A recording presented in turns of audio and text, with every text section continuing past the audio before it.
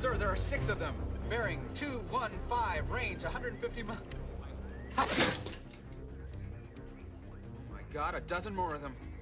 And a blimp, a big, shiny blimp, and it's slowly moving south.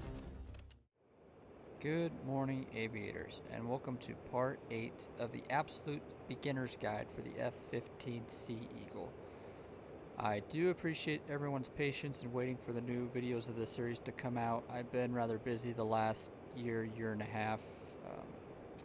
I do apologize and appreciate for everyone's patience. As mentioned, this video is going to talk about the modes and controls and indicators of the radar system and the VSD, the vertical situation display, as well as at the very end talking a little bit about techniques on how to use the radar. First thing, before we dive into what we're going to be learning today, we need to have some controls set up. So make sure you go to Adjust Controls. At the very minimum, you'll need these binded to at least your keyboard or whatever joystick or throttle quadrant you're using. You'll need to bind something to radar on/off, radar display zoom out, radar display zoom in. Out is like, think of extending the range, like going from like 80 to 160 miles. In is going from 160 to 80 miles. Predicted target range decrease and predicted target range increase. This is a very confusing title for this. In essence, target range decrease, you are reducing your azimuth scan, and target range increase, you are increasing your your scan azimuth range, and I'll demonstrate that. You also need to have a key binded for radar pulse repeat frequency, RPF, radar RWS TWS mode select. You will also need to have control set up for the target designator controller, so TDC. I'll refer to the target designator controller as the TDC from here on. You need to have up, right, down, left. You also need to have a button set up for air-to-air beyond visual range mode, because we're going to be talking about beyond visual range radar modes. Target lock and unlock TWS target. It also unlocks STT targets, but it's labeled unlock TWS target. I believe that is all. Oh, nope, there's one more. Scan zone up, scan zone down, scan zone left, scan zone right. That's how you adjust where the radar is pointing. You'll have to make sure that's binded before you could functionally use it. Okay. Now hopping in, most of what we're going to be looking at today is this right here, the vertical situation display. So use your keybind to turn the radar on. This is what looks like in default. This is long range search, or RWS. In the manual it's called long range search. Now we can talk about the indicators, that show up just from turning it on. Starting in the top right, that is the scale. The top range here, the top line represents 20 miles, middle represents 10 miles, and the aircraft is represented by this bottom line. This square bracket here is the TDC cursor, so the target designator controller. The reason we have to set that up is because we have to be able to control this, and that's how we actually select and lock onto targets. On the left here, you have a caret that is going down and then jumps back to the top. That is the bar search for the radar. So that's 1, 2, 3, 4. Just think of it as the altitude the radar is looking at. Now, what altitude is it looking at? We have this indicator, or this scale right here. The circle on top is the high bound radar elevation coverage marker, and the bottom circle is the low bound radar elevation coverage. Basically, in between those two circles is where the radar is looking. And the top altitude, add 3 zeros to that, that's 15,000, while the bottom is looking at 0. We have a caret scanning left to right. That is the scan azimuth. That is where the radar is pointing in relation to horizontal movements left to right, and the bar is up and down. The left bound is this circle, the right bound is this circle, and this is indicating the full range of the radar. If you want to decrease that scan, you click the button for target decrease range, and the azimuth's cut in half. It goes from 4 across to 2 across. And you'll notice it takes less time for the caret to move from one full range of motion to the other. So that increases the fresh rate significantly. So if you want to look in a specific area more rapidly, target range decrease, which you are decreasing the azimuth scan. We have a number and a high or a medium here, and I'll explain what that means in a second, but that number is indicating to the bar it's looking at. And I'll go back to increase target range so we have longer to look at the number. So that's 4 bar, 1 bar, 2 bar, 3 bar, 4 bar. The high or medium is indicating the pulse range frequency, whether it is high or low. PRF. Pulse repetition frequencies. That's correct abbreviation for it. So high PRF, medium is medium PRF. High is generally when you're looking for targets coming towards you. Medium is when you're looking for targets going away from you, or you have a low closure rate, but it's limited in range. And then when it's set to both like this, it's called interleave. And then the last indicators here on the bottom, G and T, ground airspeed, true airspeed of your own aircraft. We also have a bracket here that points towards the ground, and that is, think of it as your wings, and it helps you maintain situational awareness, whether you're in a bank or a turn, what your aircraft orientation is relative to the horizon.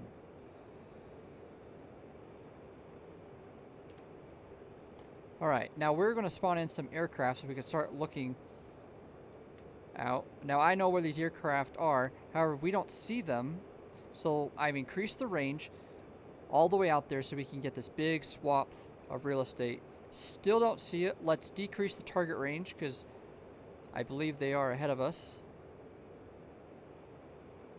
We'll scan off to the right, and you use your TDC to also manually drag the azimuth around. That's one way of doing it. Or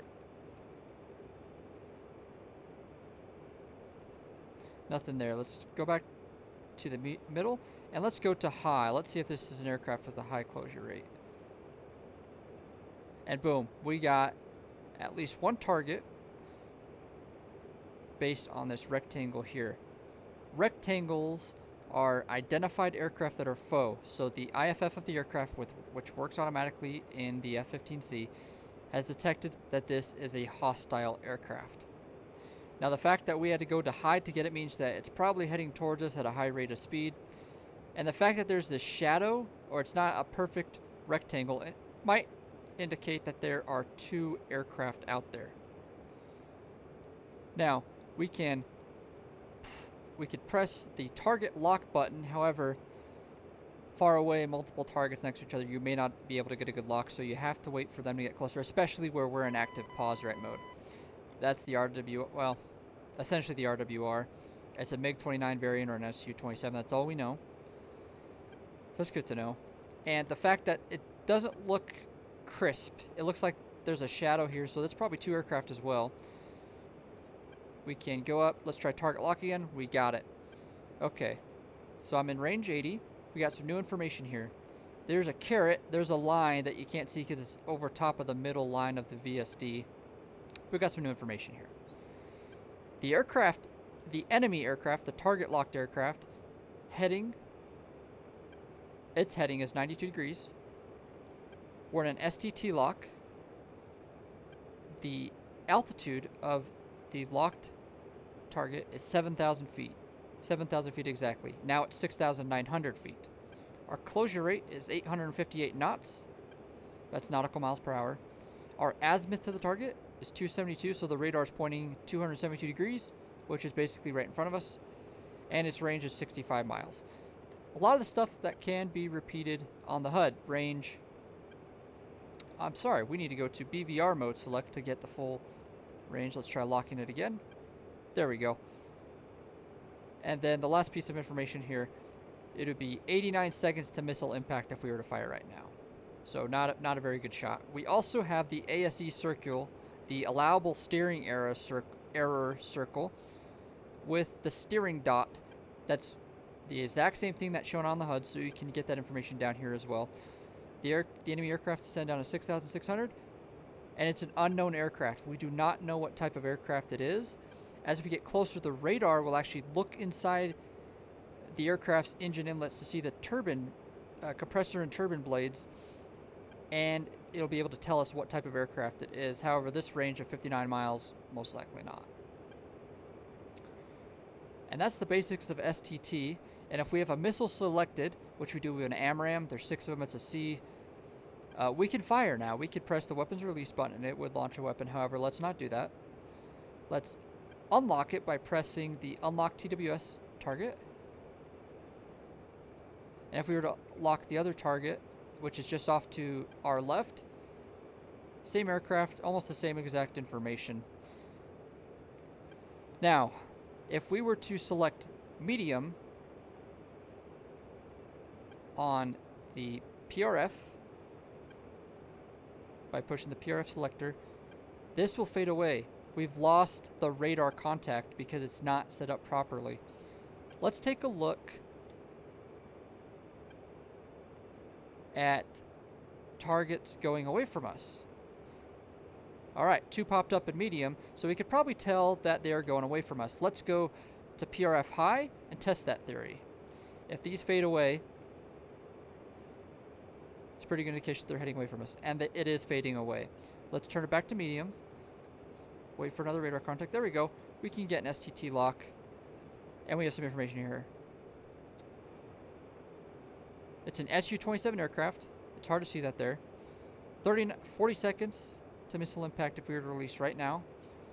273 heading, or azimuth to the target, 24 miles. And the heading of the aircraft, of the target locked aircraft, is 271. And we lost it because it's too far away. Let's try locking on again. Nope, it's not working at this time. The T-mints, they're showing its tail to us. The other information that we had up here, true airspeed of the enemy aircraft that was locked. Let's go back to interleave, where it goes from high to medium as it scans. So medium PRF definitely has a limited range where you're able to lock onto it, and that's just based on closure rate. Let's see what some friendly targets look like. Alright, extended out to 80 miles. It's an F-15. I'm not seeing anything yet on here. Let's go to 160 miles. Not seeing anything. Let's go to high. And immediately we got targets. In fact, it looks like there's 2 targets here. And the circles means that our IFF system has automatically detected that it is a friendly. And we can lock onto them. Now, it looks the exact same. Enemy, or correction, foe or friendly, everything looks the same down here.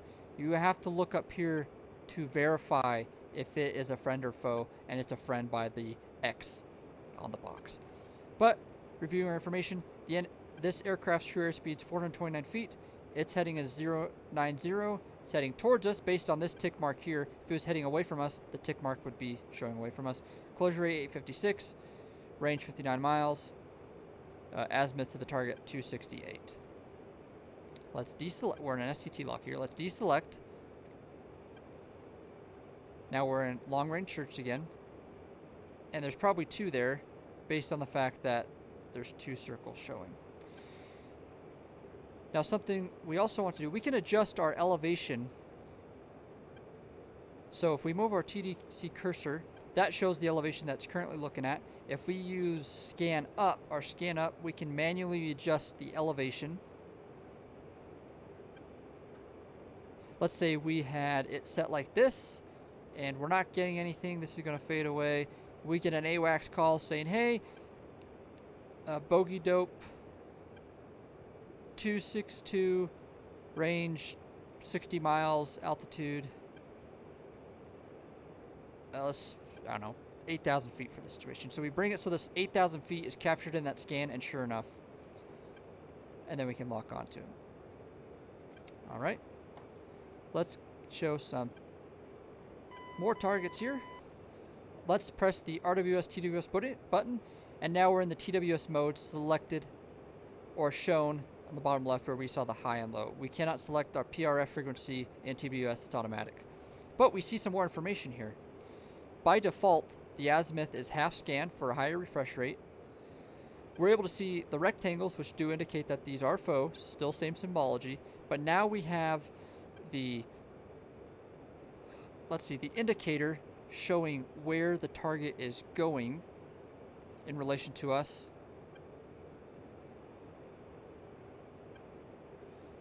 And I cannot remember the exact term for that. Might be the angular steering error.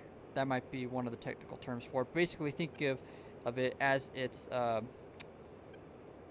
aspect line. It's heading towards you slightly to the left.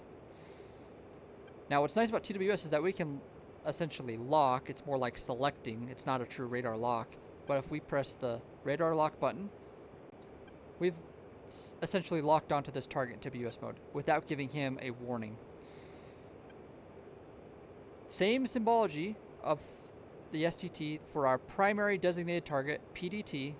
Everything looks the same. Everything is the same, except we're still able to see another target that's located in this scan area. Let's try to select the other one. Make sure you don't hover directly over top of the previously selected. Hover to the side, and now we have a secondary designated target. It's the first of the secondary designated targets indicated by the 1, and its altitude is 9,000 feet. In thousands of feet, its altitude will show above. So now we have two targets here. The HUD will show the primary target. All this information on the side and down below is related to the primary designated target, the PDT.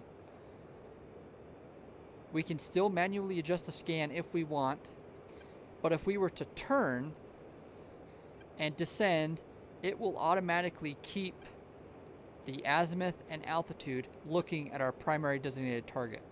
We may lose a secondary target, but it'll always try to keep the primary designated target as long as it can.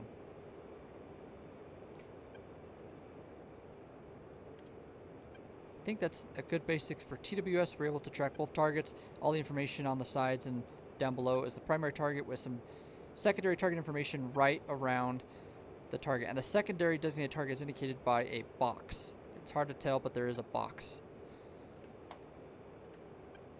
Let's look at a jamming target. So there's a new target that appeared on TWS. We saw it for a moment, so we have a good idea of its scale. But as soon as we had our radar look at it, that pilot activated the ECM, electronic countermeasures system of the aircraft. And it's, let's say we didn't have an idea of where we saw it, all we saw these boxes. That is an aircraft actively jamming. And you'll see a series of empty rectangles. We know the azimuth that it's coming from, but we do not know the range. We can lock onto it. Now, even though we've locked onto previous TWS targets, if we were to lock onto this jam, that's all it focuses on. And that's the same in STT.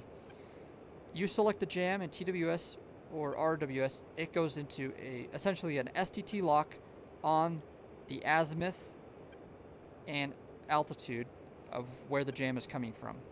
It's called a homing on jam, HOM, and it's kind of covered because my flight path vector is covering the O there, but that's what it is. Now as we get closer, our radar will relatively become more powerful, and we'll be able to burn through and we'll get a true STT lock, or we can go to a TWS lock. In a homing on jam mode, we can fire AMRAAMs and we can fire Sparrows. We can't fire Sidewinders at it, but we can fire radar guided missiles and it will track to the target, but it will not loft. It will be a less efficient path. It's basically pure pursuit. It's just going right towards the source of that jam. So if it's a long distance away, you're not going to have a very good probability of hitting that target. As we get into 20 miles or so, 23 to 15 miles, it'll burn through the ECM and achieve an STT lock. And then the missile guidance will go to normal radar logic. Okay, so we've covered all the basics of everything you can see on the VSD, the vertical situation display. Let's go do some. I'm going to unlock this target first. I'm going to go to RWS mode. And let's do some hostile target practice. Now the hostiles that have engaged, or that have spawned, are the far ones. That's because I built this mission. Let's go to TWS. We're going to ignore these targets because they do not, they will not actively attempt to engage us. These ones are programmed to actually engage us. So let's go off active pause. It should be left shift, Windows, and pause. That's by default. So now you're flying with your joystick and using your TDC to manually control the radar. We're in TWS mode. Let's primary select the guy on the right and secondary select the guy on the left. So primarily, what do we have here? Target azimuth is 275, heading right towards us, and we can verify that by its heading. Its altitude is 12,400 feet, closure rate of 890 knots. Now, we don't want to just go head to head with this, guys. So here's our first technique in BVR fighting. Let's do something called a crank. We'll crank to the right, and you'll see the caret shifting to the left and the azimuth scan shifting to the left as we go into the turn, trying to keep a lock onto that primary designated target. So the azimuth to the target, 274. Our heading, almost 320. So that is approximately 50 degrees to the left. So we're on a 50-degree crank right here.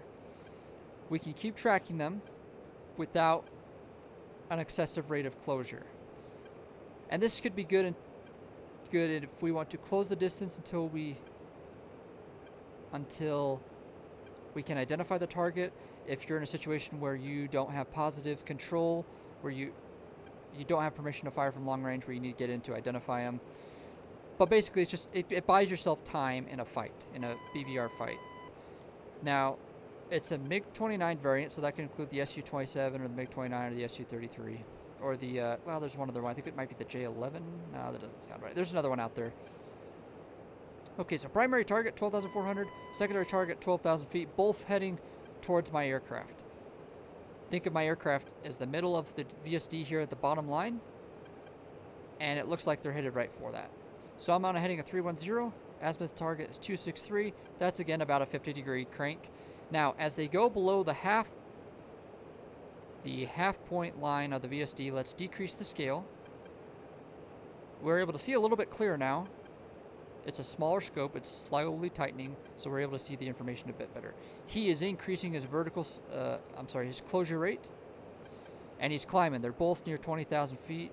Primary's at 20,300. Secondary just climbed up to 20,000. So they're coming after me pretty good. So they're most likely going to engage in a fight with me. So, if you have tanks, let's drop the tanks. Alright, tanks are away. We're increasing our speed. I'll go afterburner. I'll start climbing up to about 15,000 feet. 20 miles and closure rate 10,300. Still have not identified the aircraft, but look at this. Allowable steering error. Circle is increasing. We're getting closer. We're getting closer to our max launch range of the missile based on the first big tick mark. Let's turn into the aircraft. Let's decrease the scale, and it just popped up. MiG-29. It's a MiG-29. Let's expect both of them. They've launched missiles at me. Fox 3 on the first one. Fox 3 on the second one. Timer counting down till the missile's active. And missile's active, so we don't need to keep them on radar. So I'm just banking, and they're gone. I am notching the missile, going 90 degrees to them. Over G. And I apologize, that their missile still somehow was able to track even though they were no longer locked onto me. Rather embarrassing. But I'll talk the rest right here. We were able to get 2 kills, I believe. Yeah, at least 1 kill, maybe 2 kills. If I was in an actual fight without trying to instruct, I'd be a little bit more aggressive evading those missiles. But that is how the radar works in the F-15C. I'm going to attach a copy of this mission. If you want to download it, it will start on active pause. You can practice all the radar modes. You can install it into your missions directory and practice it yourself, or you can just create your own. For those new to Mission Editor, it can be a little difficult. I again want to appreciate everyone's patience as they waited for this video. Let's just watch this guy. So, there's some background noise. As always, I appreciate everyone who watches. I'm going to come out with a new video on how to do jamming. It's a very simple process, but I will make a video for it.